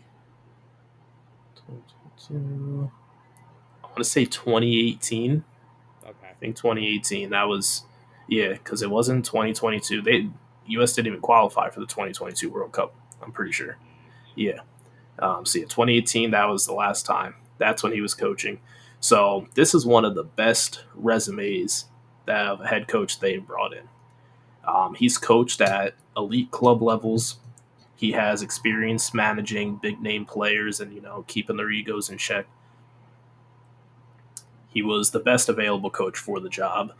They also reached out to another coach by the name of Jurgen Klopp. He's had a lot of success in the English Premier League as well as other top leagues in the world. But he declined. So next available option became going with Mauricio. So one of the bad things is that he's on a shorter contract, which can be seen as good and bad. Obviously, you're not going to commit to a guy who has never coached on the international level for too long, but also, it could be discouraging as well. But obviously, if he's successful, there's room to renegotiate a contract and to, pay him to continue coaching the team for a longer period of time. He doesn't have many trophies, but one of his greatest successes was the UEFA Champions League. He made it to the finals with his squad in 2018, 2019, but they ended up losing. And he did win the French League title for Paris Saint-Germain in 2021-2022 season. And that's when he had the likes of Kylian Mbappe. Who else was there in 2021? I don't know if Neymar was there in 2021. I know Mbappe's name. I'm not a soccer guy. So let me play some bet. Let me play like the casual soccer fan for you Mm-hmm. real quick, Mister Expert, because yeah, I'm like putting a toddler in a barn right now, trying to figure out what all this is. This is like getting a baby horse after the first day and saying the run. But Yeah. from what I've watched with the men's national team over these past couple of times I've actually watched them, they're very passive. Then they're not very aggressive. Could that possibly be subject to change now? So I'm actually glad you said that because trust me, I have a full list of notes here. Floor is yours, dude. And that actually was a perfect segue. Thank you for that. So he another thing about him, he's very good with developing players and getting the most out of them. Only issue is he's not going to have much time to develop those players on an international level.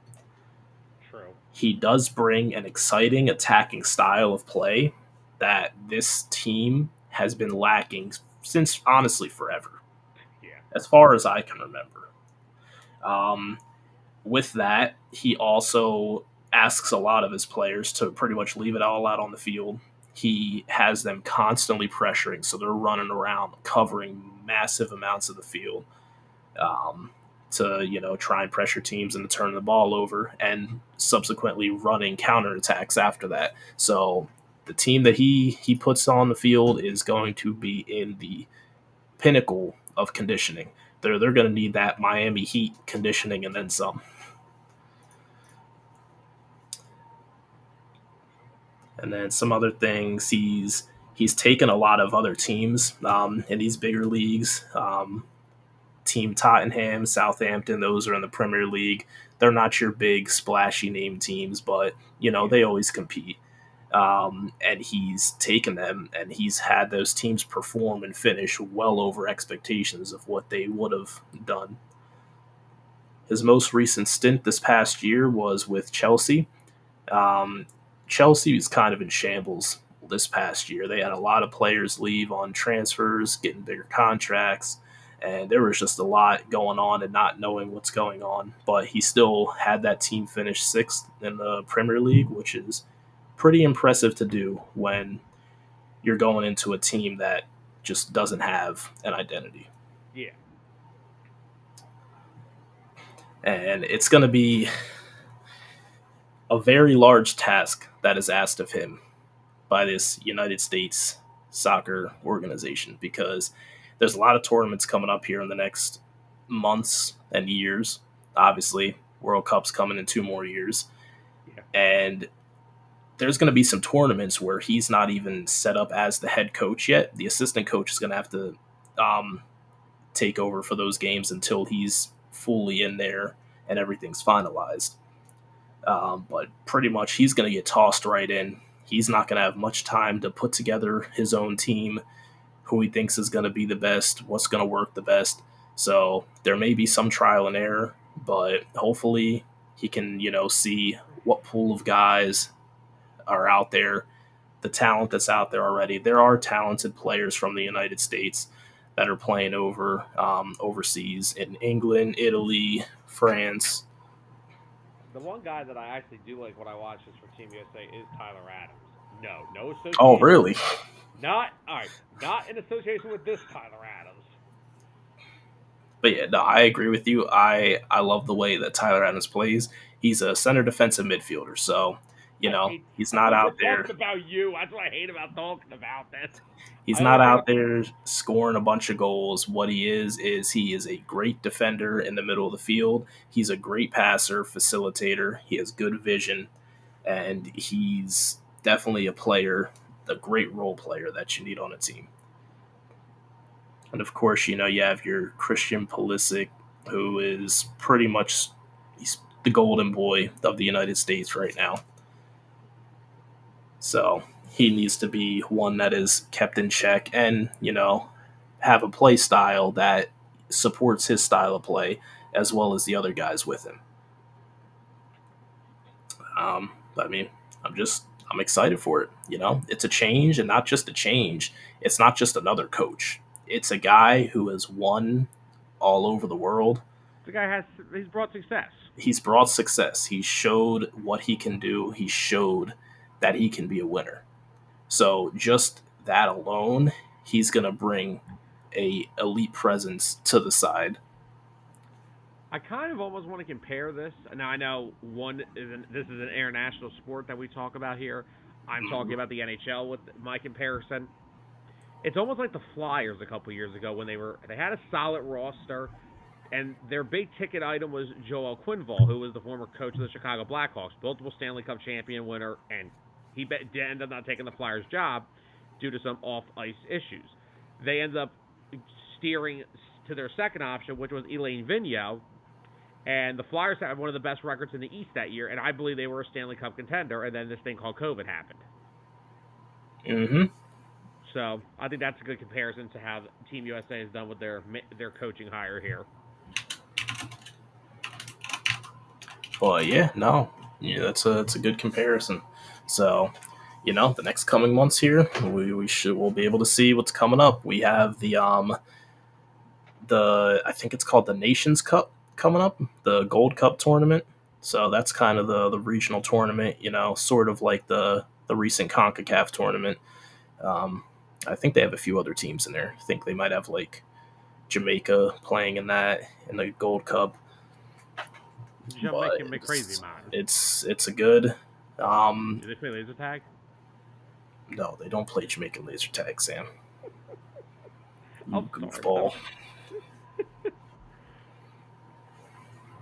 But hey, from the sound what you're telling me, it sounds like USA men's soccer is going to be a little more exciting than it has been the past few years. It should be, and that's all I can ask for.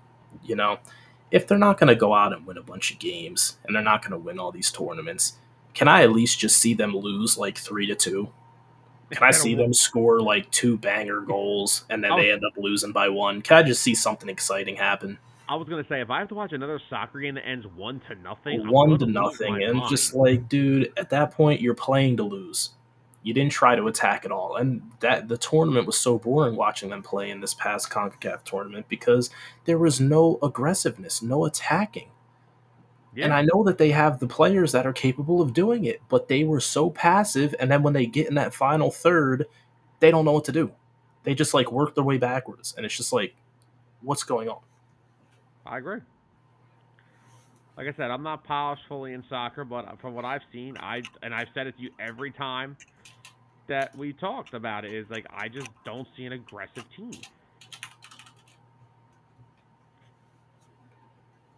It's just something that they need to change, and from what it sounds like here, they're trying to do that.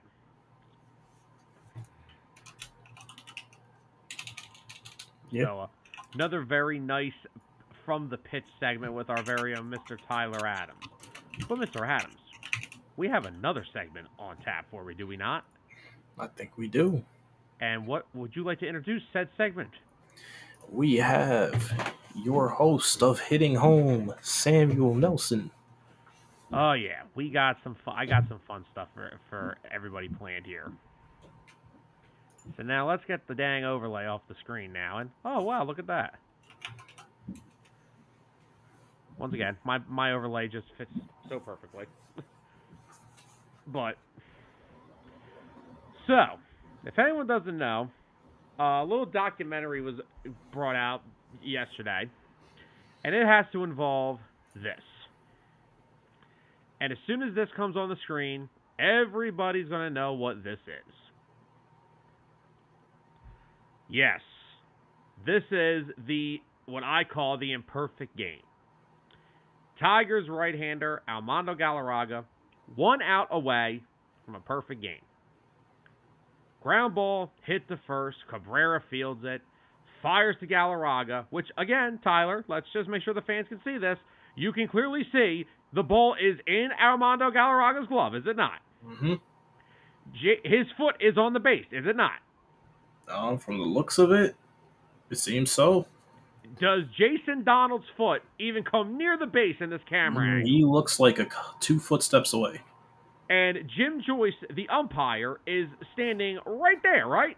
He's like, oh yeah, the ball's in the glove. Safe to me. Well, Jason Donald was called safe on this play. And it has sparked an argument for 14 years that Armando Galarraga threw a 28-out perfect game. No, he did not. So this was the big starting point of Major League Baseball allowing instant replay, right? Mm-hmm. So my question, and feel free to answer as well, and whoever's watching it at home, feel free to answer. Because of the fact that we now have instant replay, should Major League Baseball change the ruling of this game? Should they give Armando Galarraga the perfect game? I mean, it's a simple answer, right? But it's also a complex answer. The simple answer on what the right thing to do is yes. The complex answer involves another question. Would the MLB consider doing something like this? What would be the implications of the MLB overruling something that happened, you said 14 years ago? Yes. Overruling a game 14 years ago. Is there a precedence for this happening in any sport? Here's the thing. The biggest problem I have with this is now Zolt is saying no. By the way, what's up, Zolt? What's going on, Zolt? Here's my thing, right? This is what paved the way for Major League Baseball to start having more instant replay. And I get, like, bad strikes are called, all that stuff, changing errors to hits and hits to errors, all that stuff is... Yes, and so I do agree. The call is the call. But, like, again, guys, this isn't even close. He's out by 3 feet. Now, yes, okay, Tyler, let's admit something, right? Mm-hmm. In real life, this is a lot faster than this freeze. Yeah, than this freeze frame right here. This is not a close call. He's out. So, here's the thing, right? We're going to say that this was the game that started Major League Baseball into bringing in instant replay more, but we're not going to use what the game started to fix this? Like, this is a fixable thing. All you have to do is call up Jason Donald saying, hey, you remember that 230 batting average you had in 2010? Well, it's now 229 because you were out. Like, it's not that big of an implication. It's calling a guy saying, look, he was out. We switch it. All you're doing is going into a record book, taking a 1 and making it a 0. Is it really that big of a deal?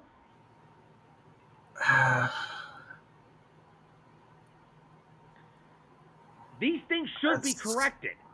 They should be. What is the point in the modern game? Yes. But the only issue is 14 years later, it kind of is what it is.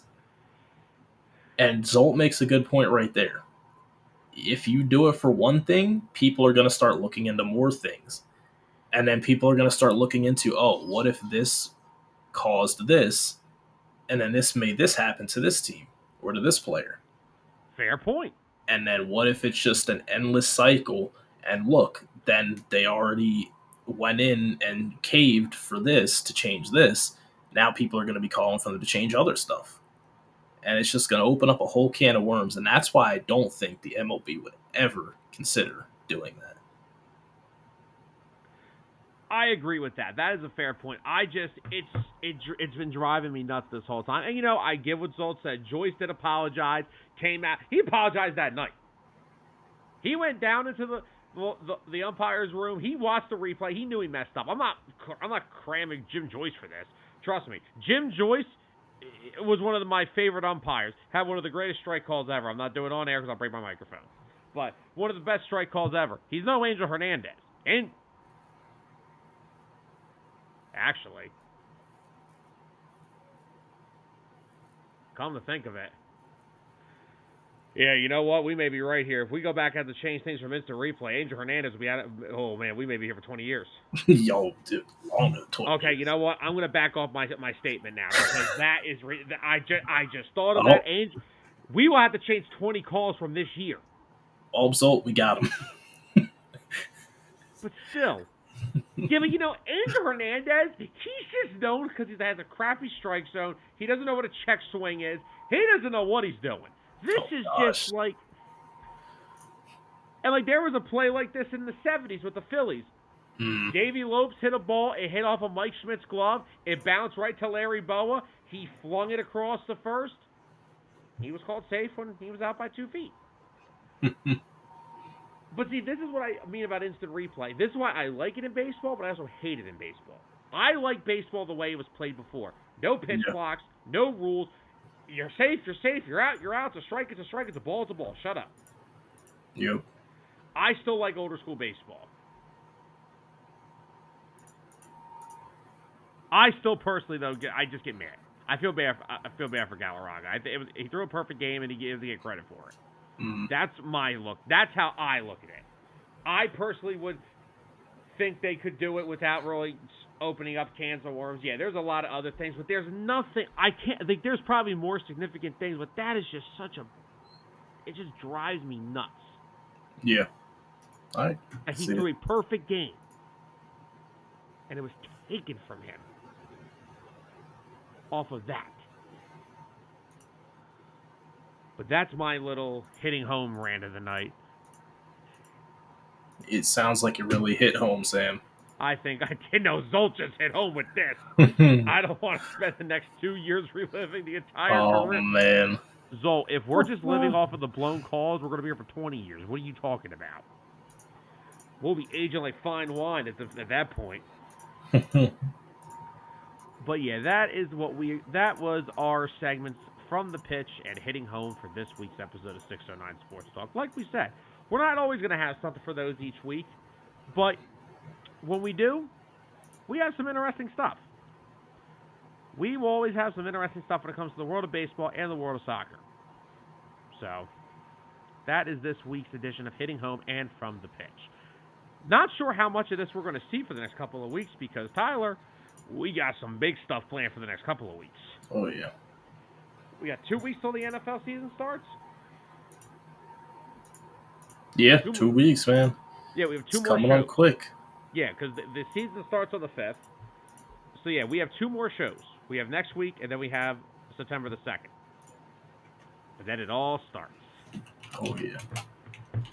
But do we have anything we want to add to tonight's episode before we call it a night? I mean, I think we covered a lot. We did, almost a 2-hour show. Only one thing left to say, go Birds. Go Birds. Oh, we'll be talking some football next week, trust me. We got the schedules planned. Yeah. Oh, yeah. When are they going to announce final roster? Probably next. That'll probably start. Probably the week before, or the week before. That'll be our last show before the season starts, right? Whenever the last preseason game ends, when that stuff starts. So okay. We'll of course do an Eagles 53-man roster breakdown, which we may go live from the Birds of the Gridiron page with this addition to 609 Sports Talk as well for all our Eagle fans over there. But we got some big shows coming up over the next couple of weeks. So I want to thank everybody for joining us tonight. We Hope everyone enjoyed this episode. We hope everyone had a very nice weekend. I sure as heck know I did.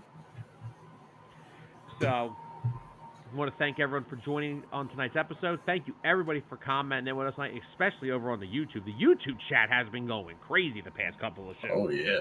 So, Sold, Anthony, 302 Birds. Our 302 Birds friends, Alex, Steven, and Dennis were over here on the Facebook for a little bit, as was Jimmy. Jimmy G made his return. Jimmy G's debut. My Jimmy G came back before their Jimmy G. Oh, no. But, Yikes. guys, thank you all for joining us tonight. We all hope you enjoyed tonight's episode.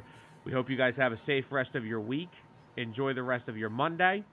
Enjoy whatever else you have going on this week. Stay safe. And as Zol said, I think teams have been down to 53 by the 28th. Okay. So so Tyler, it looks like the 28th is the day they have to be down to 53. Okay, nice. 28th. So that will be Wednesday. So unfortunately, we will. We'll be back Monday. I forget when. Look, I got a game in Brazil. I don't know when the season starts. Yeah, I know. It's crazy. I got football on that week. I got football on Thursday, Friday, Penn State on Saturday, then NFL Sunday, then Monday night doubleheader. I don't know what I'm doing. Oh man, just football. Yeah. Football. Crazy. But anyway, guys, thank you all for joining us. We hope you enjoyed the show, and we will see you guys next Monday, same time, same place. For Tyler Adams, I'm Sam Nelson. Good night, everybody.